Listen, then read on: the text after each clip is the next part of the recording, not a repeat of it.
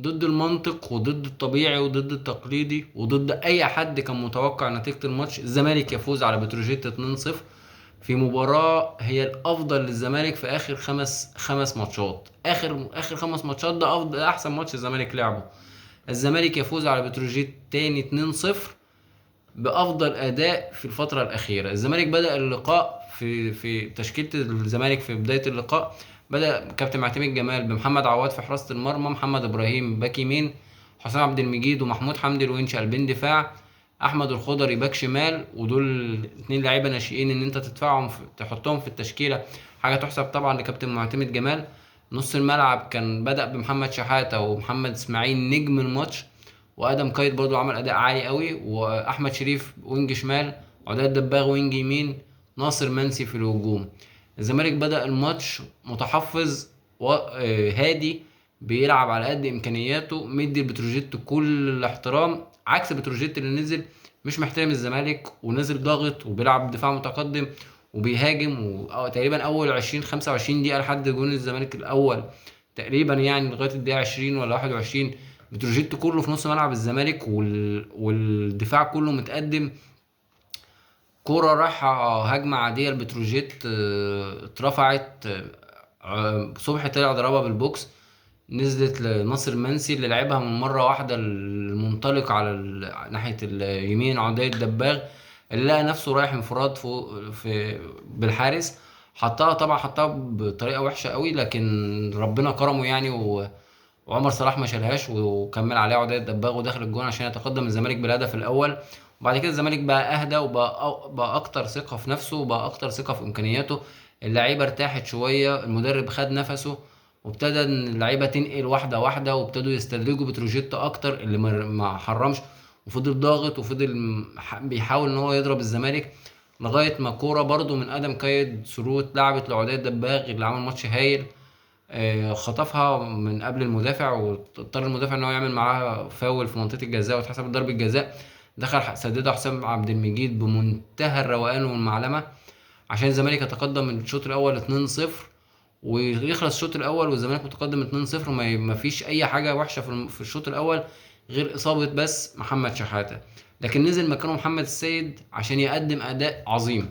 محمد السيد عمل ماتش كويس برضو بالنسبه اللي شفناه منه الفتره الاخيره. كان النهارده اكتر ثقه واكتر فعاليه، كان بيحاول ان هو يطلع كوره سلسه وسليمه. هو وادم كايد هم اللي كانوا ماسكين نص الملعب. محمد اسماعيل عمل ماتش كبير قوي. محمد اسماعيل افضل صفقه في وجهه نظري للزمالك في اخر 5 سنين، افضل صفقه للزمالك فعلا في اخر 5 سنين. لعيب راسي ولعيب تقيل ولعيب رزين وهايل وكورته حلوه ومش مندفع ومش جبان ومش بيخاف. لعيب هيجي منه باذن الله، مستنيين منه الكتير والكتير. خلص الشوط الاول وبدأ الشوط الثاني. الزمالك نزل بيلعب بنفس الطريقه بنفس الهدوء ونفس الثقه ونفس الرزانه، وبتروجيت بيحاول ان هو يهاجم الزمالك لكن دون خطوره تذكر يعني. اللهم الا كره توفيق محمد اللي اتلعبت وكانت اعلى من العارضه. وكان في كوره برضو الشيكويدي اتعملت بالعرض، لو كان لمسها كانت بقت 2-1. وهنا اجي الوم على كابتن معتمد جمال وعلى لعيبه الزمالك الكبيره اللي في الملعب، اللي زي حسام عبد المجيد وزي الونش وزي محمد اسماعيل، لان انت محمد اسماعيل انت لعيب كبير، زي عدي الدباغ، زي سيف الدين الجزيري اللي نزل، زي ادم قايد، زي ناصر منسي. اللعيبه دي المفروض انت لما تلاقي ان الفرقه خطر، انا ما بقولكش يا سيدي روح، انا عارف ان انت عندك مشاكل وان انت عندك اصابات وعندك غيابات كتير، عندنا اكتر من نص الفرقه غايب، لكن على الاقل امسك كوره، على الاقل امسك كوره، احرم الخصم من الكوره عشان ما يعملش عليك خطوره. لكن ان انت تسيب الكوره للخصم عمال رايح عليك رايح عليك وانت عمال تدافع، ما انت اكيد هتغلط، ممكن تغلط، بلاش اكيد، ممكن تغلط.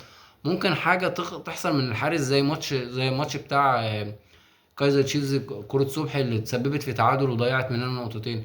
فمش عايز ان احنا نركن للدفاع ونسيب الكورة خالص كده، لان ده لا هو الزمالك ولا هو الستايل اللي احنا اتعودنا عليه للزمالك ولا احنا عايزين نشوف الزمالك كده.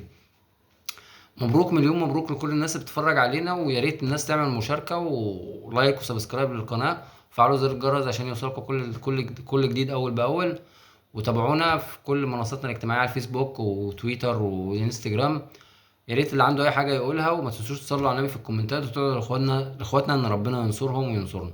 كان معاكم محمد عمر من قناه مستر 14، ومبروك تاني وتالت وعاشر ومليون مبروك للزمالك وللزملكاويه وكل الجمهور اللي كان موجود في الملعب الماتش ده وماتش المصري. انتوا رجاله، وانتوا اللي تستاهلوا المكسب، وانتوا اللي جبتوا المكسب. دايما متعود من جمهور الزمالك ان انتوا في ظهر النادي، ودايما هنفضل في ظهر النادي لغايه اخر يوم. يا ريت كل الناس تدعي لاخواتنا ربنا ينصرهم. اعملوا لايك وسبسكرايب للقناه، ما تنساش تفعل زر الجرس. كان معاكم محمد عمر، سلام.